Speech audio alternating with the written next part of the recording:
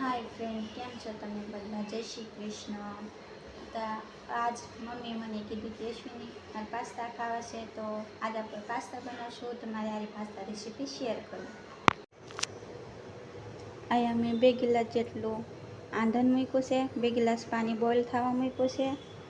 અને તમે જોઈ શકો છો પાણી હરખી રીતે આંધણ આપણું આવી ગયું છે. આમાં 1 ટીસ્પૂન જેટલું મીઠું ઉમેરું છું અને 2 ટેબલ સ્પૂન તેલ, જેને કારણે પાસ્તા એકબીજાને છોટે નહીં, એટલે 2 ટેબલ સ્પૂન તેલ એડ કર્યું છે.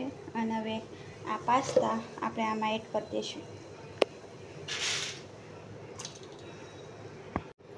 હવે મેં આ પાસ્તા આમાં એડ કરી દીધા છે અને ધીમ ગેસ પર એને 5 થી 10 મિનિટ પાકવા દેવાનું છે. આપણે 100% નથી પાકવવાના એને. જોઈ શકો છો આપણા પાસ્તા હરખી રીતે બોઇલ થઈ ગયા છે. એવી રીતે એને ચડવા દેવાના. અને હવે આપણે એને પાણી સાળી લેવું ભાત્યામાં. અને હવે આ હું સાળી લઉં છું. અને આમાં હું થોડું ટાઢું પાણી ઉપરથી નાખવાની છું, તાકી આ એકબીજાને ચોટે નહીં અને એવી જ રીતે ખુલ્લા રહે. આમાં હું થોડું ટાઢું પાણી એડ કરું છું. આમાં ચોટે નહીં એની હાટું.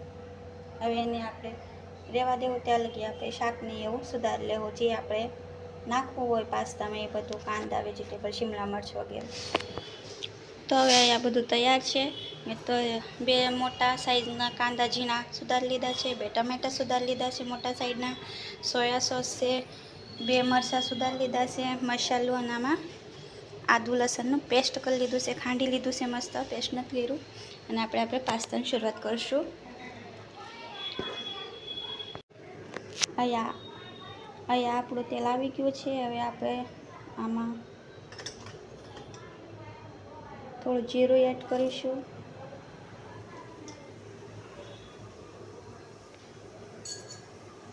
અને આ આપણું આદુ લસણનું પેસ્ટ છે, ખાંડેલું આદુ લસણ છે, એ એડ કરીશું.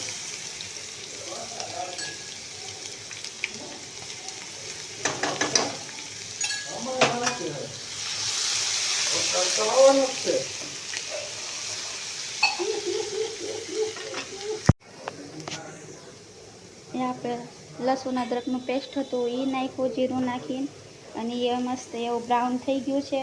ત્યારબાદ આપણે આમાં થોડી હિંગ એડ કરીશું અને લીલા સમારેલા મરચાં એડ કરીશું.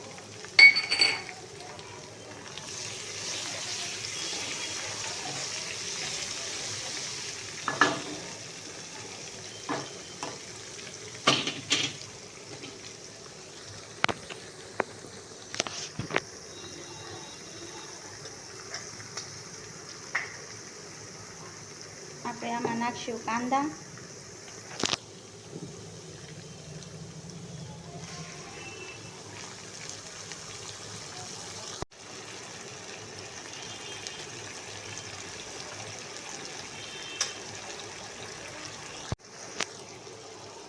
કાંદા સોફ્ટ થઈ જાય ત્યારબાદ આપણે આમાં થોડું મીઠું એડ કરીશું, સ્વાદ અનુસાર હળદર એડ કરીશું, ધાણા જીરું એડ કરીશું અને 1 ચમચી જેટલું સોયા સોસ એડ કરીશું.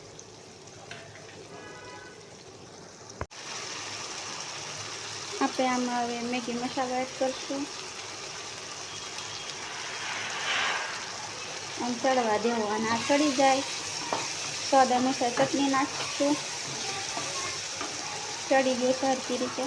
આમાં આપણે સોદા પ્રમાણ ચટણી નાખીશું અને તમારી રીતે નાખી દેજો. અને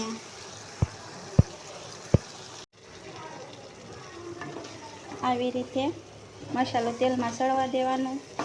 સળી જાય ને પછી આપણે ત્યારબાદ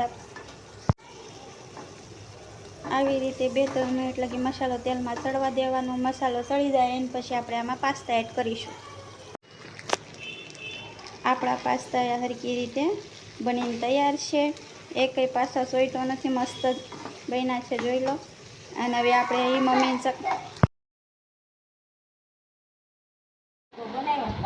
હવે હું મમ્મીને પાસ્તા સકાડું સૌ મમ્મી આટું પાસ્તા બનાવ્યા હતા મમ્મી કેવા બન્યા પાસ્તા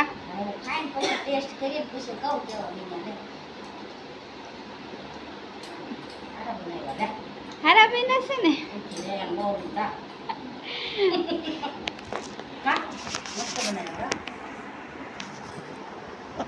આવા ને આવા તમે આપણા મમ્મીને હારું હારું ખવડાવીને હારા હારા આશીર્વાદ રહેતા રહો બાય બાય જય શ્રી કૃષ્ણ